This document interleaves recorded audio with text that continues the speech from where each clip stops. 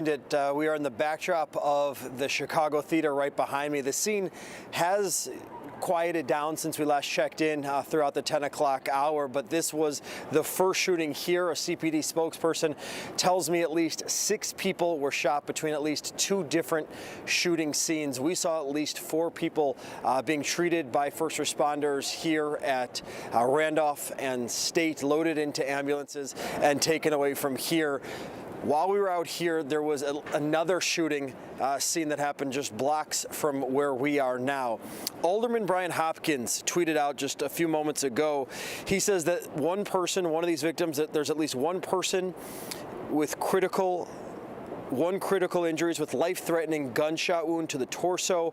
Multiple police officers attacked tonight and injured, maced, attacked with stun guns, and at least one police officer has been hospitalized tonight. Again, we saw just victim after victim here. We saw at least 4 from this scene.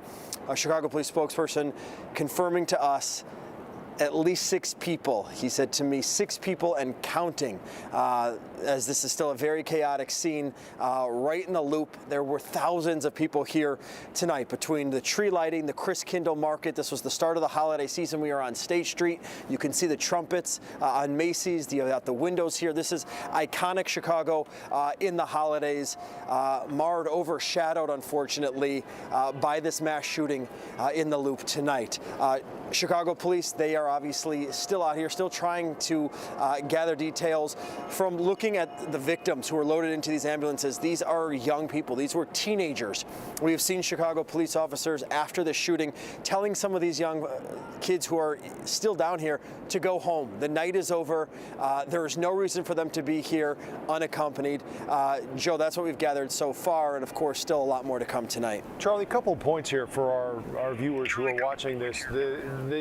This afternoon, you and I had talked about the possibility of a lot of chatter online that there might be some of these sort of teen takeovers, if you will, tonight. When we hear these and there's this much chatter about it, typically they don't happen. But tonight there was concern, at least even at the tree lighting earlier tonight. City officials were aware of this online chatter. Is there any indication that what's happened tonight led from what we all thought might be a possibility tonight? Yeah, over the years, these teen takeovers have been an issue, have been a focal point for Chicago police. Social media was filled with young teenagers saying they were planning on coming down to Millennium Park. So if I know it, if we know it, if the media knows it, that kids are planning on it, certainly Chicago police investigators who spend a lot of time on social media, they were aware of it and presumably prepared for a large influx of young people. But just walking downtown, you could tell, there were a lot of people here, a lot of young people here unaccompanied. Teens, people who looked under the age of 18, without adults, without supervision.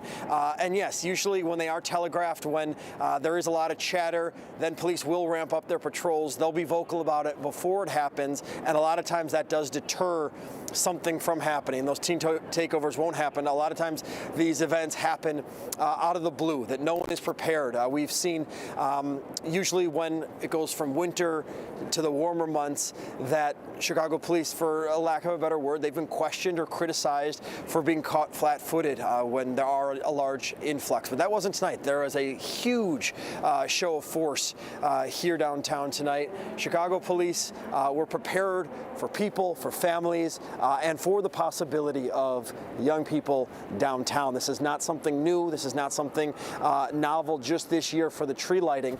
We have asked the mayor this before. We've asked Superintendent Snelling and other superintendents of the Chicago Police Department what plans are ahead of large gatherings like this when there has been instances of, unfortunately, violence or large groups of young people who make it, unfortunately, unsafe for the majority of the people who came here to have a good night with their families, to see the tree Millennium Park, to go get some mulled wine, some candied nuts at Chris Kindle Market, look at the windows, enjoy Christmas.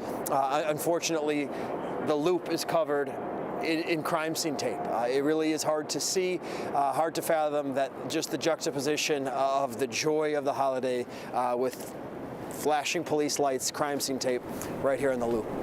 Yeah, it really has been a festive and enjoyable evening up until this point. But Charlie, I have to say that it was bubbling up even earlier. When I left the tree lighting ceremony at about 8 o'clock tonight, there were undercover security who said to me, "Where are you going?" And I said, "Back to the studio." And they said, "Not now. No. This is we'll give you an escort." So at that point, it was bubbling up, and I saw a lot of the teens you're talking about who were by themselves. But I do bring that up because you saw a lot of the folks who have been injured, and you thought, at least from your eye, they were young. Some of these victims were young. Let's set up and go back, because this started right before 10 o'clock, right as our newscast went on the air. When you got there, you saw 2 victims on the street, but that was just the beginning, right? Because there were at least 2 more ambulances, and maybe even 3, that came over the next 15 or 20 minutes. Yeah, it was noticeable right here in front of the Walgreens, right at the corner. That's where they were working on one victim right when we got here. And then a little further down, that's where a second victim was. There's an entrance to the State Street Red Line that goes down right there. That's where we saw 2 just from where we were rather. You know, it was chaotic first few moments of the scene, but we kept seeing paramedics bringing out victims in wheelchairs, then transferred to stretchers, and then worked on in those ambulances. And at least 4 people here. Again, that spokesperson with the Chicago Police Department says a minimum of 6, and that number could rise. That is just what they have at this moment. Along with these people, the victims rather, a Chicago police officer, at least one Chicago police officer, according to Alderman Brian Hopkins, is being treated for injuries tonight. So this was chaotic. We have seen fights. To your point, our crew did see a number of fights throughout the loop before the shooting happened. So there was a lot of people, obviously, Chicago Police Department doing their best to keep things under control, but there was a lot of people here. There was a lot of elements, a lot of the potential was there for something to happen. Charlie, one more quick question before I let you go. Any idea if police are planning a news conference tonight? Unclear. I spoke with a spokesperson for the Chicago Police Department about a half hour ago. That's when we were here at this scene, again, right by the Walgreens at Randolph and State. As we were here, I had a conversation with him trying to get some preliminary information. We were talking, and as that happened, there was another shooting that broke out just down the street on Dearborn here, Dearborn and about Adams. And I asked him, do you think you're going to be speaking tonight? He didn't have clarity on whether or not the Chicago Police Department brass, whether that is Superintendent Larry Snelling or another white shirt, another supervisor, would give an update once they have this under control. But it is going to take some time for Chicago police to understand what they're dealing with before they can give clarity to what happened tonight. No doubt, a lot of pieces to put together. Charlie, thank you very much live for us at State and Randolph. Speaking of that second shooting, let's go now to that location. Adams and Dearborn, our Noel Brennan is there. And Noel, I understand 2 ambulances have just passed behind you there. Yeah, a lot of activity, Joe, in the past couple minutes. You mentioned those ambulances. You see Chicago Police Department vehicles pulling in behind me. Officers have been milling around here. The whole intersection has been taped off with yellow police tape. There's some red police tape as well. Looks like there's some clothing that has been left in the middle of Dearborn. We don't have the number of victims in this shooting. We don't know injuries at this point. Still trying to gather some information here at the scene. A few minutes ago, I did speak to some young women who told me they were on their way to get a pizza out here about 45 minutes ago, and they saw a large group of young people. They said about 50 or so young people, and there was a large fight that was happening right in this area. And they said that there was a teenage boy who was being beaten up in the street. They saw that happening as they were going to go get some food. By the time they got their food and got back to this location, they told me they saw all of the police tape out here, all of the officers out and about and didn't know that there had been a shooting, but they were not surprised to hear that that was the case after witnessing the large fight happening at this location. So they believe that what they saw might have been connected to the police response here and the shooting that we're hearing about. But certainly not the end to the night that we were all anticipating and hoping for, the start of festive holiday season with the Christmas tree lighting and Kindle Market opening up. I was, Joe, doing a live shot at the top of the 10 o'clock newscast when that first shooting happened, and police cars streaming by the lobby of our station. And then not too long after that, of course, the shooting happened out here. So just getting out here to the scene, trying to gather some more information about how many people might have been shot, and as soon as we learn that info, we'll of course pass it along to you guys. All right, Noel Brennan, thank you, live at Adams in Dearborn, the site of the second shooting tonight. And again, everything we have at this point is just what we've put together from a brief conversation with a CPD spokesperson, that coming from Charlie DeMar. But we can tell you at least 6 people have been shot in the Loop tonight. One mass shooting at State and Randolph, as we've said, the signature intersection of the Loop, right there by the Chicago Theater. It appears that at least 4, maybe 5 were shot in that first incident at State and Randolph, and so that would mean that at least 1, possibly 2, were shot at this second location at Adams and Dearborn. And I can tell you too, just again anecdotally from some of our workers here and the employees at CBS News Chicago, one of our producers had family in the area of that second shooting.